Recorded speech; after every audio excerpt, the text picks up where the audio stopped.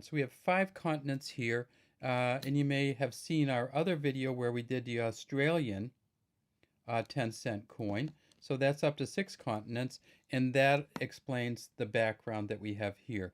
Because in the 1980s, the Antarctic Overseas Exchange Office, which was a company set up to get research money for Antarctica, produced some banknotes from the British American Banknote Company. And this is one of the banknotes here. And it's a $1 Antarctic. And so they produced, I think, the 1, the 5, the 10, the 20, and the 50 is how I recall it. And if you bought these, the money was supposed to go to Antarctican research. We just kept ours, and so we have a few of them. And you could turn them in, and all the stuff's on the bill. So look up those Antarctic and Overseas Exchange bills. But again, it's not 10 cents, it's $1. But still, we kind of could backdoor in 7 continents. Well, what do we got today for video 4? Well, let's take a look.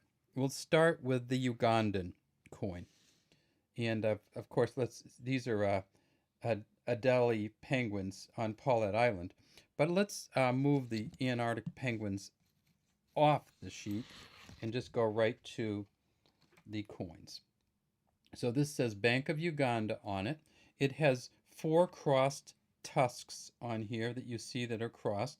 And these are not elephant tusks. These are cob or antelope, the Ugandan antelope tusks called the cob, K-O-B. It says Bank of Uganda at the top, 10 in the center, 1975.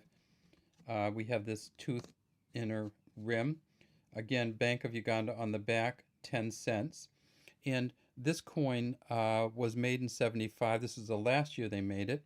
And there were 14 million of them made.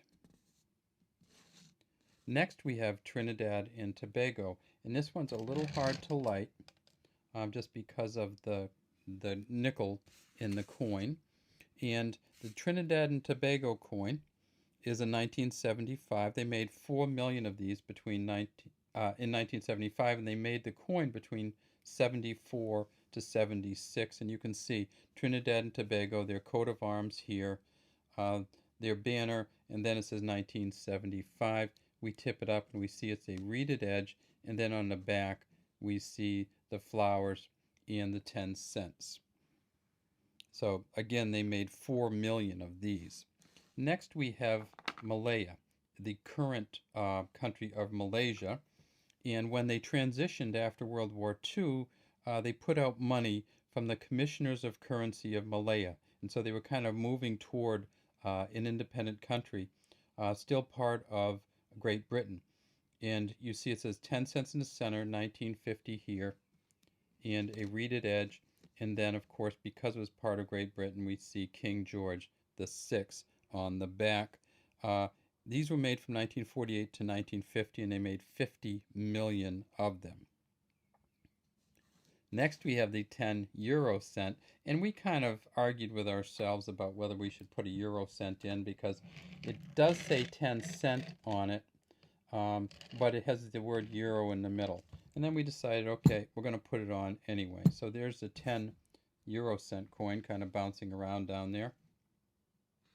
And if we look at it, it is the first map. We tip it up, and we see that this is called an indented rim. It's not a reeded edge, and it's not scalloped. It's called an indented rim, and they do this so that you can tell in your pocket just by the feel of it what kind of coin it is. And then if we get to the back, we see that it's the Austrian 2002 10 euro cent.